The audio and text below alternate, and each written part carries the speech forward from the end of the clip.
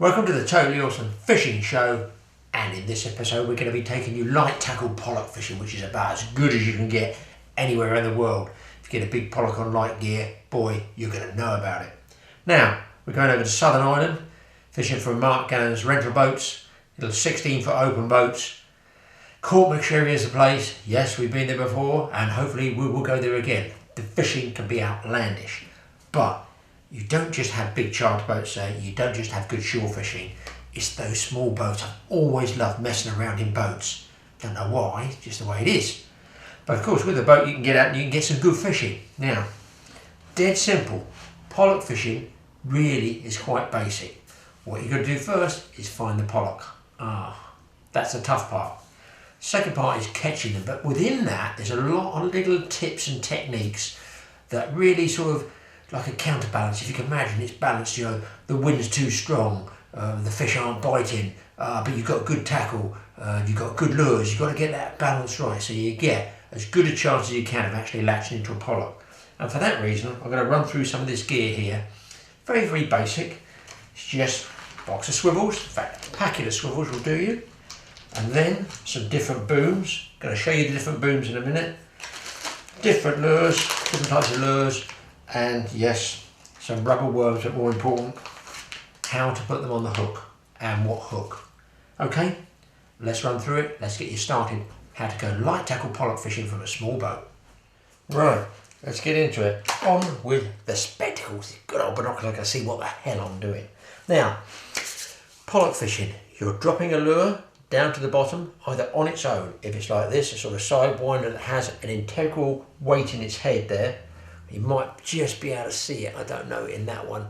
There is a weight in there that has enough weight to get down with, let's say, minimum breeze, minimum tide, and shallow depths. So you can fish that on its own. If not, once you go to deeper water, you're going to need, obviously, a lead weight to take it down. Okay. Now, if you drop it down too fast, you just tie it on, it's going to spin up around the main line. So you need booms. These are called French booms. I'll just show you these. They're just very, very thin wire. Now they're not great for fishing offshore in deep water because they are very bendy. You can see, look, very bendy, but they're really good for light tackle fishing. I'll show you about those in a second. Now there's some other booms you can get, which are rigid plastic booms here. And these at the end here have, I don't know if you can see that they're little link clips, so you can actually clip. Just open them up like this, pop your lead on. I like these little clips, they're really good. So your line comes down from the rod, through here, you tie a swivel on, that stops the boom sliding down to the lure, about 6 or 8 feet of trace, and then your lure at the end of that, okay? But you can also, because we don't really plug tackle, do we here? No. But we plug how to make stuff cheap. Make out booms, coat hanger wire. It's nice white plastic coated wire that I probably stole from some hotel room somewhere. And they're booms for offshore. They're very, very rigid. They're very stiff. But you can use them for light tackle as well. Out of the two for inshore fishing, I like this one, the plastic boom, and I do like these. Now, what you do is, as they say in the cookery programs, here's one I prepared earlier. I've got on there a small little sidewinder lure, which is in fact our best bass catching one. Now you tie this on to, let's say, £15 minimum trace material. This is just happens to be blue. I thought you might be able to see it in the film, but if not, don't worry, you can use any colour. I don't really like fluorocarbon, it's a bit rigid. Now if this comes off the spool, and it's got little kinks in it, if you just hold it and just stretch it like this, warm it with your fingers, heat it up, you feel your fingers start to warm up there. Heat it all up and stretch it, hold it under tension, just give it 5, 6, about 10 seconds, relax, look how lovely and limp that goes. So we're tying the lure on, whichever lures you want to use, that's a weighted one, it can be unweighted, it can be good old trusty red gill as well. Tie that on, and I'd strongly suggest using a tuck blood loop on these because they can pull free and it's nothing worse than getting a little curl on the end of the line and you know that it's your fault, it's your knot, there was a mistake. So 6 or 8 feet of trace. Then one of these booms you tie it onto the long end of the boom. Down the bottom here goes the lead, and up here goes your main line. Now then, these are interesting little booms, these ones. I'll show you this one probably better. Because they've got a little kink in it like that. Now ordinarily you would want to maybe tie a piece of weak fishing line here and then your lead weight, so it sits like this, just like that, and then tie another piece up here to your reel line. I know some people don't really know what that's for, that cutaway loop, but it's actually for speed, because all you do then is tie from your reel straight down onto the lead, tie your lead on there, tuck blood knot, and what you do is, under tension, I'll come around the side here and show you, you take about 3 or 4 inches there and you roll it around and around about 4 times, making loops, if you can see that. I'm going round this piece here. It's dead easy to do, but not when you're sideways onto a camera. 3, 4, might get 5 in there. 5, I hadn't had to tie one knot except on the lead. I pull it tight, and the loop, if you can see that, there, just cuts across that gap, and it's jammed. So it's fixed on there, and that holds it. Look at that, lovely and rigid. So as you drop the lead down to the bottom, that's held nice and rigid. Easy way, there's no knots, it's just twisted round around that loop there. Off here comes your trace and your lure. Now, what type of lures, you ask yourself? Okay, these are the type of lures that I use. Okay, my basic Pollock setup really for these lures are these. You see those sidewinder lures? They're really good, but they've got lead weights in them. So now when you drop this one down to the seabed in conjunction with a French boom, the lead of the French boom is going to hit the seabed first, but this is going to go bang straight on the seabed. As soon as it hits the seabed, you've got to start retrieving, otherwise this is going to snag. So really, it's almost a shame they don't make an unweighted version. Maybe they do, but I haven't seen them. But these are tried and trusted, and favourite colours are black, and obviously our favourite bass one I showed you earlier on. This colour, good for bass. Okay, this one's also good for pollock. Not too big, nice sharp hooks. You just tie those on, where you go. But also, some of these are called, what are these? These are jet hot pink. I call them fire tails, but they're called sidewinder flutterworms. That's for worm fishing, okay? So they have no weights in those. You can put a weight with them, but they come unrigged. I'll show you how to rig those up. And of course the trusty good old red gill sandal, which we used to use years ago and still do use now, and are very, very effective. Okay, so here is one of those flutterworms. Now you can see they're fairly rigid here. They're strong, but this is the bit that twists. This red tail twists through the water, and that's the bit that swishes pollock on. Now for these, you don't just use any old hook. You use a hook, if you're going to see these or not, that has tiny barbs on the back there, little tiny barbs underneath. There's, I can feel them with my finger, 1, 2 there, offset, and that's to stop the worm sliding back around the hook like this, to stop it going back there. You want it straight, everything has to be straight. But I tell you what, to make this easier going through, this is like sticky out of the packet, they're quite sticky, is to get a bit of spit on your fingers. Don't put the hook in your mouth, please don't put the hook in your mouth and spit on it. Now that, put a bit of spit, moistens it, and you can go right through there, the centre of the rubber. Now it's tough because it's straight out the packet. Now don't try and imagine from the eye of the hook to the start of the bend, this actual straight shank there. Imagine that. So you want to come down the worm coming out about my thumb. You don't want to be bending it too far, and you don't want it over the eye of the hook. That should be about, they're quite tough to get on, these flutterworms. Just stretch it, pop it just over the eye, and it should, oh that's tough, they are. Perfect. Now that one is laying absolutely perfect there and straight. You do not want it, I'll just show you the bad way so you know it's going to spin that way. You do not want it riding like that. It has to be up level on the shank of the hook, because this is all straight and the only bit that's going to wiggle is that tail at the back. So that's a flutterworm, so make sure you get hooks that have got those little gripping barbs on the top of the shank up here. Again, 15-pound line, straight onto the end of one of your booms, whichever you want. You can even use one of these wire coat hanger booms, tie it on the end of there, 6 or 8 feet long, not too long. Years ago it used to be 12-foot trace, and I find 6 to 8 foot's enough for shallow water reef pollock. Okay, then you have the red gill. The red gill sandal. Now these, you thread these I'm going to pull this one out, one I prepared earlier. Thread your trace down through the nose of it there, and it goes down through the middle, and when you get to the end, you'll find if you bend it open like this, if you bend it, you can get the line out there, pull the line right through, tie your hook on. Watch these hooks, are very sharp that they come with now. Bit soft wire, but they're good for a small pollock. Tuck blood knot again, and then just slide the whole eel back over the hook, or the hook over the eel, whichever way you want to call it. I put it in sideways because the eye is flat, and then you can roll it. Make sure you pull that right through, and the same principle applies. You do not want it bending round the hook shank like that. It has to be sitting perfectly straight to be able to fish properly. So that's the red gill, and obviously with a sidewinder you just tie that straight on, but don't forget when they hit the bottom you have to retrieve them straight away, otherwise you're going to snag them up.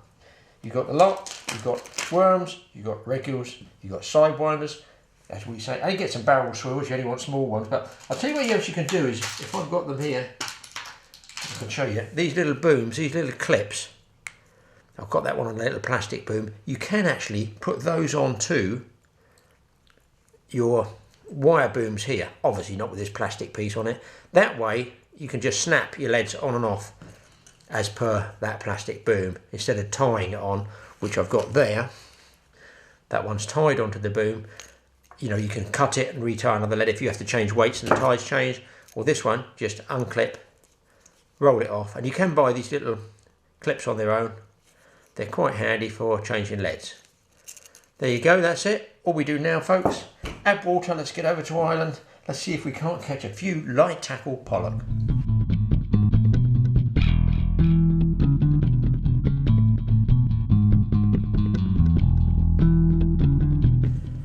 There can be no place closer to heaven for an angler than Courtmacsherry Bay on a warm sunny day. The hire boats are supplied by Mark Gannon, and these open 16-footers can get you out for some of the best light tackle fishing in Europe. Our film trip was out to sea to show you the sort of action you can get just 20 minutes from base. With a summer breeze ruffling the Atlantic, we knew we were in with a chance.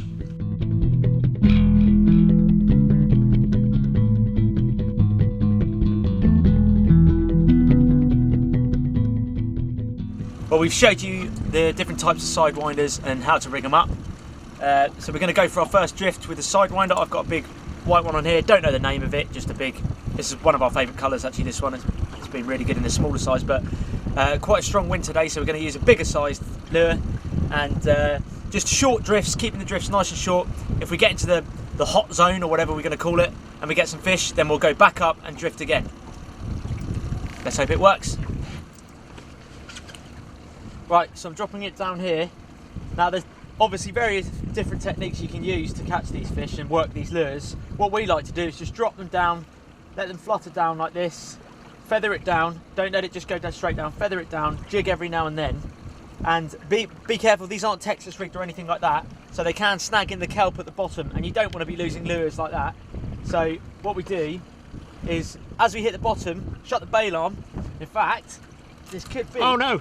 Oh no! Oh, fish! Oh, fish on the camera! Way. Oh, what? Watch that! Watch that rod. That's that's Mrs. Silly Rod. Oh, it's come off jig again. Drop and jig again. Yeah. So we're in the hot zone. Drop straight down again, just like that's happened to me there. We've lost the fish. Drop straight back down. Don't bother winding back up. Drop it straight down. They might take again. If not, you get another one come up and take it. But as you can see. That one there. Oh, that's a good one. He's on. He's on again. Good sport on these light rods. This is good fun, especially when the weather's like this. It's a little bit windy, but this looks to be quite a nice fish. You can generally tell when it's a bigger fish with those bigger bangs on the rod. Little ones hammer away. You'll generally know if it's a big one, if it's boom, boom, like that, big taps. All fishermen like to do their sound effects, boom, boom. Yeah. With their hands. That's the Pollock boom boom. It's not the black bream tap tap. No. Tap tap boom boom. Oh. You can make a record out of that. Yeah. They do love that colour. They do love that colour. Nicely hooked. Get them up for you there. Look at the lovely golden flanks on that fish. That's a beautiful fish. You'd be pleased to catch that out in a big boat, wouldn't you? And this is yeah. Self-drive dinghies. Yeah, small drift. So now we'll probably either, well, we're about halfway through our drift now, so we'll probably drop down straight away again, give it 5 minutes or so and then go back up and drift again. Short drifts. The hot zone might only be a small area. But there we go, nice looking fish. Probably put this one back and try and get his brother. And it's not just his brother that was on the bite. The entire Pollock family were out on a feeding frenzy.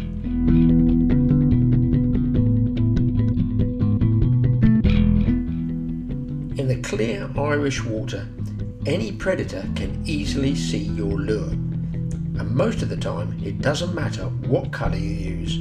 If they're hungry and you can target the section of reef they're feeding over, it's just a case of, well, how long will your arms hold out?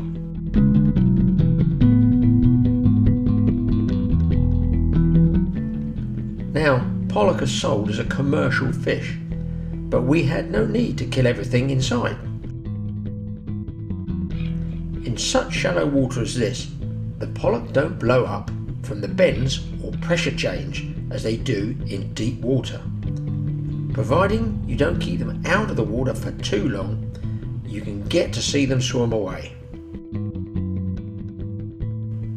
And on those Irish reefs, you have every chance of your light rod folding over into a double figure fish.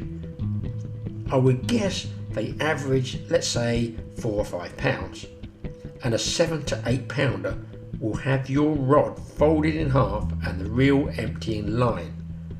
Do not try to stop them.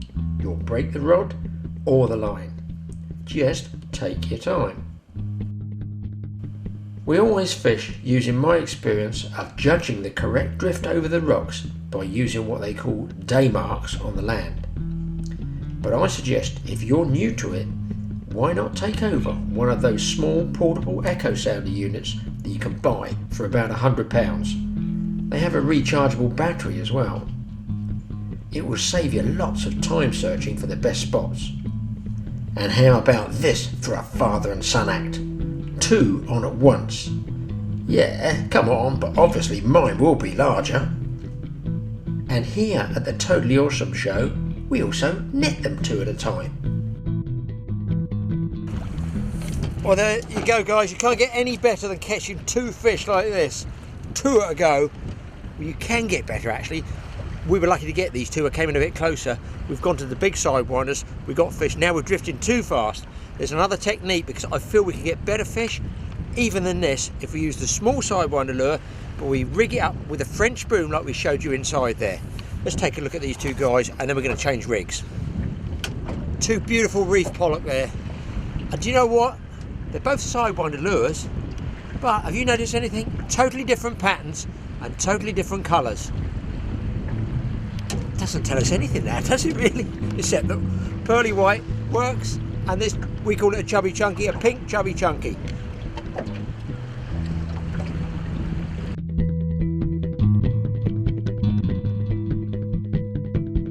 Right, well, you've seen the success we've had on those bigger sidewinder lures on the short drifts. I think we've had about 9 pollock, probably 9 or 10 pollock in just about an hour's drifting. Now what's happened now is the wind's picked up, and it's because we've only just got the sidewinders on their own. They've got a small lead head into them, but what's happening is it's drifting the line up like this, and we're not getting those lures down deep, which is where the pollock are, down by the kelp. So what we've done is we've got the French boom here, which we showed you earlier, with the lead coming off there, and again about 6 foot of trace there. And we have gone to, those of you who've seen our previous Ireland drifting pollock video, the small white, it's a whitish gold sand eel sidewinder, and this has proved really successful with us over the years. So we've gone to the smaller one. We want to try and use the small one now and see if we can up our catch rate. But we're going to use the boom to help keep that weight down, so it's keeping our lure. It'll be trolling along like this behind the lead, and it will keep everything low to the bottom because that wind's pushing really strong now, so we need to get that lead down, get that lure as close to the bottom as possible. let's give it a go. Hopefully we can get more fish for you. Right, so I've got the French boom here and the sidewinder. All I'm going to do, drop it down under the bail arm, drop it down, make sure it's all clear of everything, let that lead hit the bottom, feather it down. It's quite important to feather it down, even though it's got the boom. As long as you're feathering it down like this with my thumb, my finger on the spool here, it just stops that sidewinder coming up the main line and tangling around the main line because it's dropping too fast.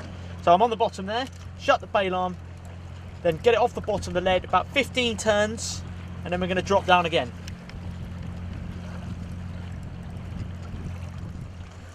Don't forget, when that lead hits the bottom, the sidewinder lure itself also has a lead to it, so don't leave it too long on the bottom, otherwise it will snag in the kelp. So hit the bottom, I've just hit the bottom there, straight away shut the bail arm, a couple of quick rinds, and then 15 or so slow turns. You're just drawing that sidewinder up, letting that tail do the work. And the take, generally with a pollock, will just be a pull. It will just pull tight on the line.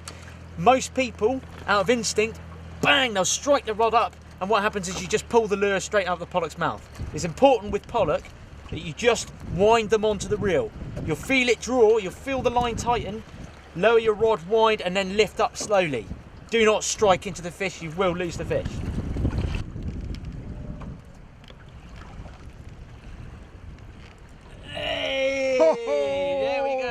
Oh, he's come off. Drop straight back down if they come off. But there you go, I don't know if you saw that on camera. Just slow retrieve, I just wound him on. I didn't strike. So if you get a take like that and you miss, don't wind it up. Your lure should be fine. Sometimes the lure can tangle a bit, but just drop straight back down and chances are you'll wind him on again. Oh, I think he's plucking at it after that miss, and there is a fish on here. Again, the take was just a draw, the line tightened, and then you just, oh, now he's got some energy. You just lift into the fish, don't strike, just wind him onto that hook. He might have come off. No, he's still there. So it goes to show the method works. I'll be able to swing this one right into you. And there we go. That deadly sidewinder. Pop it out. Away! Music to your ears, guys, music to your ears. I've just got nailed on a bigger sidewinder.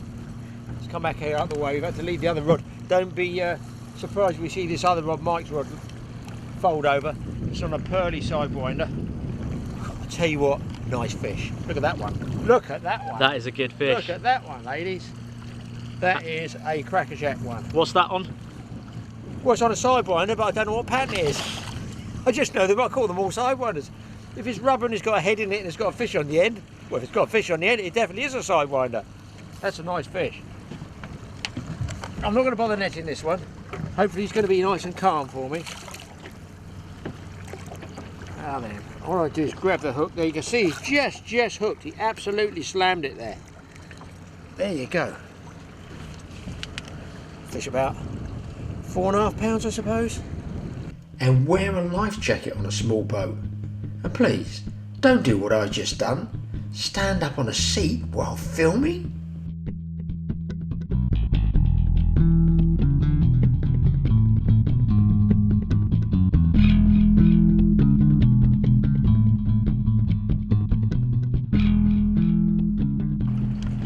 Right, we saw Mike using that boom to help get down because of the fast drift.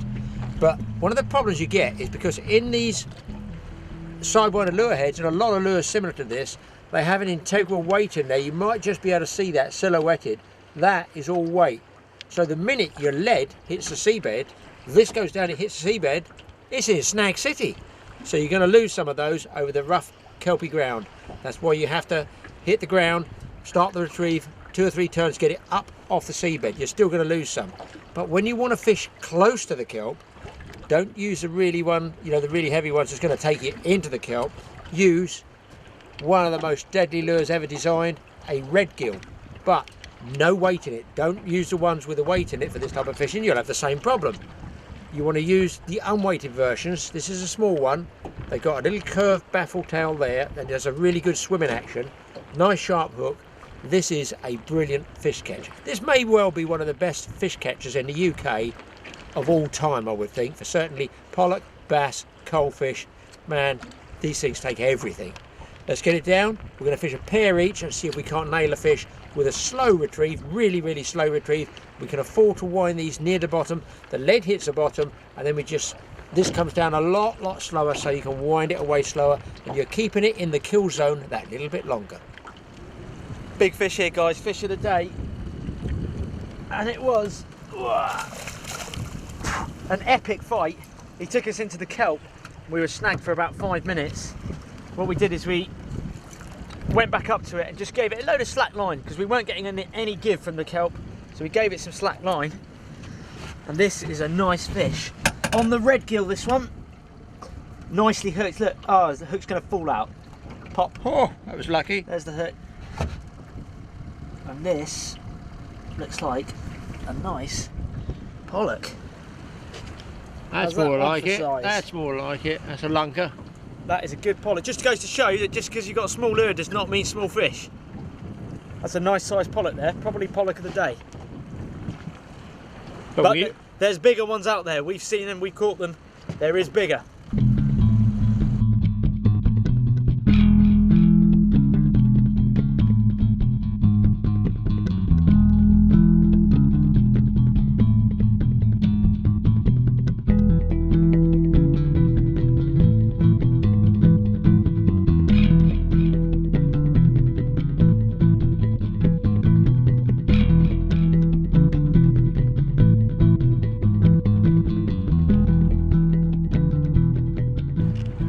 Okay, we've seen those fish on the red gill, so the red gills work. We're going through the whole tackle box now. Earlier on we showed you how to rig up those worms. We're going to use these worms, but we're not going to work them. We're going to be fishing them static, because where the wind has picked up here, there's enough rock and movement in the boat that you can drop these worms down. I've got a little sinker on the end, obviously, to get right down to where the pollock are, and you just leave it and it goes up and down with the rise and fall of the boat. He thinks it's funny, doesn't he? He thinks it's funny. It's not. It's serious. It's serious. You learn nothing doing that, seagull. Don't answer back either. He's come right up to us. Is he a YouTuber and he wants to see this? Oh, you are. So what we're going to do is drop this down so it fishes static, just with the movement of the boat. Really chill out, lazy fishing. Maybe something will happen, maybe something won't. But you just leave the rod sitting down like that and let the action of the boat rocking move those lures for you. These worms can be deadly under these windy conditions. Let's get up there and put a drift in.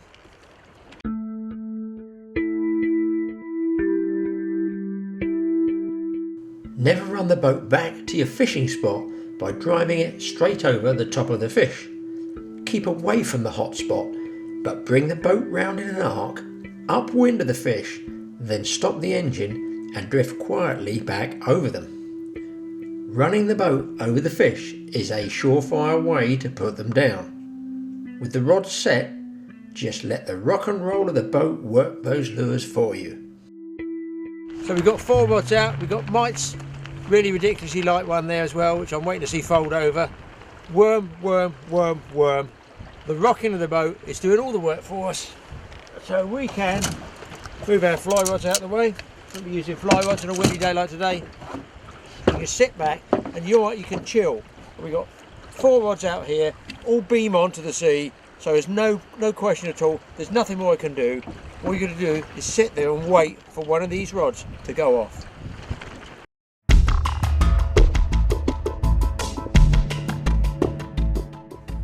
As you can imagine, that 20 feet below, those plastic worms are being jigged up and down in a lifelike fashion. And here we go again. Mike is the first to load up as a Courtmacsherry Pollock grabs the plastic worm. 3 seconds later, a second one grabs my lure as well. 2 on at once, and we still have 2 more rods fishing out there. This is the kind of action you can expect when small boat fishing in Ireland. And hang on, just watch the 3rd rod go over in the bottom of the picture. A triple hookup. You don't get to see action like this in many fishing programs.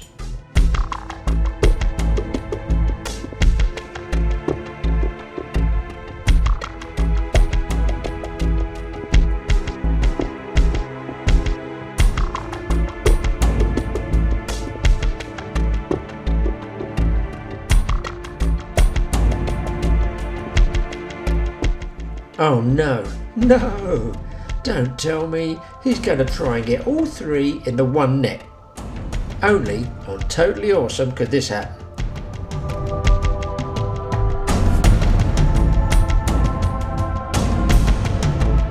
And with those three safely in, Mike grabs the fourth rod as it's about to go over the side.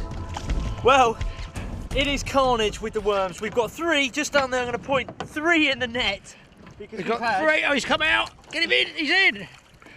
I'm going to get these in, Mike. God. Yeah, get those God, ones in. I lift them. Oh, what a cluster. 3 fish and a On at the same quadruple. time, on the ultra light, 0.5 to 0.7 gram, I think, casting weight. Look at it. Oh, man. Maxed out. This is totally awesome fishing. That's unbelievable. And just so you know, guys, these are, I've no idea which fish is which. Every different coloured worm there has been absolutely mullered. 4 fish. Just to give you a sample of it while Mike's fighting that one on the light gear. These are not small pollock. Not to be sniffed at, these fish. And here comes the other one. Sorry pal, I've got no room left in the net. You know, oh, it's a nice fish, it's a nice fish. Watch, he doesn't snap off. That's a nice he's fish. gutted it. Oh, there we go. Number 4 in a row. 4 fish in the boat. And you can just see down his mouth if I open it. Monsieur le Jellyworm It's gone. is gone. Firetail, that one. That's brilliant. 4. I don't think I've ever had a quadruple hookup like that on worms. And on silly light tackle. We are covered in pollock. Let's get them unhooked and back. I'll tell you what, guys, I think that's the first time I've had a quadruple hookup in a dinghy, a nice big pollock. It shows you that the worms work. I told you, using the rock of the boat, sit back. Well, you can't chill out, can you, with fishing like that? Anyway, we're down to the Totally Awesome tip of the day. Graeme Pullen special tip. Let's assume you're out fishing somewhere and you want some good pollock, Graeme, but maybe you're congreing or whatever and the fish is not so great. But you're over a reef where you know the pollock are, but oh dear, you don't have any worms, sidewinders, red gills, but you might have some of these. In fact, if you're fishing for congerling, anything like that, you're going to have them. You can make a belly strip. I call it a sliver out of these. It is A11, and it can be used exactly the same way as that rubber worm as the plastics. Fishing it static. Here we go. What I do first, I take the cut down here. See the 2 fins here, belly fins. Belly strip of the mackerel's best. It's tough and durable. I'm going to make probably 2 out of this. For those of you with a squeamish disposition, turn away now. This is a fishing program. Okay, belly strip, just scrape out the guts there, over the side, Jose. Now you've got 2 other strips along here you can use. This side is the colour, that side, as you can see, of the knife there. This is the back, that's the belly, the silver. You want the silver. I'm going to stroke the knife down here. My friend the seagull's back. He loves this game. He loves it. He knows he's going to get some food. There's a nice piece of meat there, and here we go. Take another sliver off the other side.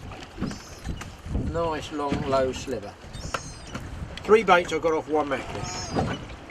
So what I'm going to do now, I just take the surplus off of that meat just here, just like that, off the top. Then I make a cut about 1/3 of the way up. I'm just going to slide the knife gently through there just to make 2 little splits tail. Now that does 2 things. It gives movement in the water, so it looks like maybe it's a fish swimming, trying to swim. And secondly, it stops the bait spinning in a fast current. But up here where I cut it off, I'm going to put a taper on that, pointed at the top, and it's got a little split at the bottom. All I do then is take my hook. Now this has got to hang straight to work. You cannot afford to have it twisted. I put the point of the hook in, leaving about a 1/2 inch at the top end, which I'm going to whip on. I slide it over the bend of the hook, so it's held there. It can't slide down to the bend. Okay, now I'm going to turn the hook around and I'm going to put a little bend in the bait there and come the. I'm allowing for the bend in the hook around there. I'm allowing for that, so that if I tie it on too, if I hook it on too tight, it's going to put a spin in it. So I turn it around. I roll it up into the bend of the hook and I just put a little nick through it there. Now, I don't know if you can see that, but that you can use like that. It's hanging straight, but I like to use some of this elasticated thread. And what I do is I bind this. This is very good actually, guys, if you're fishing at anchor. You've got a bit of tide going, you're fishing at anchor, because you can let the tide do the current work for you. It lets this bait swim. And I'm binding this elasticated thread all the way up there. And all you do is, after about a dozen or so of these, just give it a couple of tugs. Keep quiet please, we're working here. Snap it off. That's all you do. That is, oh, Monsieur le Perfecto. That's Mexican for 8-pound pollock. So there you go, drop it down, same thing. You can fish it on a boom or just a running ledger. It's got a barrel swivel there to stop the ledger. Now we're inshore fishing here, we're only in about 25-30 feet of water. And I've got 6 feet of trace, 6-8 feet of trace. You're lowering it down, and then this bait is going to be swimming in the current. It's going to look heaven. But should you not have any bait elastic, you can also do it another way, which I will show you. If you can see that, there's the hook, okay? I've tied it on, but when I've done the blood knot on the end, I've left about a 3 or 4 inch tag up there that you can see sticking up. The reason being, so you're going to do the same principle. You're going to nick it through the top there, just through the top of that meat. As you bring it out, pop it right over the eye, but also that piece of line as well. See, sticks up. So let me turn it around that way, maybe you can see it. And then to stop that sliding around the bend of the hook, I just tie a very loose knot in the top of that. Just a loose double overhand knot. I don't pull it down tight, it just stops that sliver of bait, as I call it, sliding down into the bend of the hook. Rotate it, allow for a little bit of bend in the bait, and there you go. That knot just stops it sliding right down. What you don't want is a huge big gobby ball of it. So that's another way to do it. But obviously, as far as I'm concerned, if you're using elasticated thread, no question in my mind, that is going to catch a pollock. Let's get it in the water. Final test, final pollock tip today. Oh, you made me jump. Don't tell anybody, but we're catching so many pollock here. 2 of the fishing boats that are around us are gone, but unfortunately there's a lot of eyes on us. I think there's about 73 eyes watching us. We're catching that many fish. I don't really want to look over the side.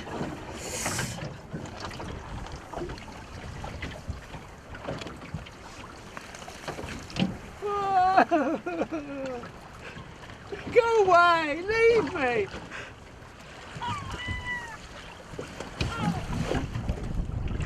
Where they all come from? Where'd they come from?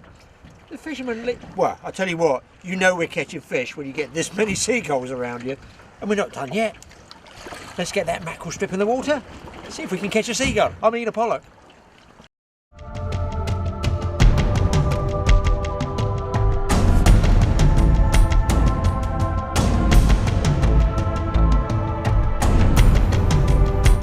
If we thought there was time to relax, we were wrong. Whatever we tried got eaten by the pollock. Is this the totally awesome fishing spot or what? Yeah. Fish on, fish on! Trying to film at the same time. What's that one? Oh, that's the sliver, that's a strip bait. That is the strip bait. I knew that one would work.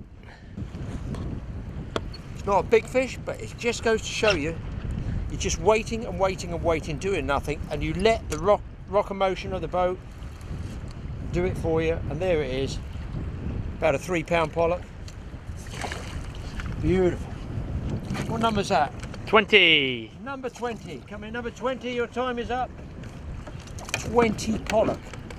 And most of the time, been getting wet, most of the time, there's the strip bait, so you know, we are telling here the totally awesome truth. Look at it, just hooked in the bottom of the jaw. Just grasp from there, push down on the barb, and drop the fish. Take 2.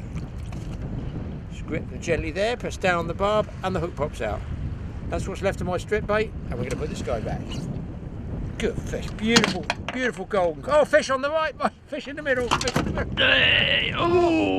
I can't. Quick, take the rod.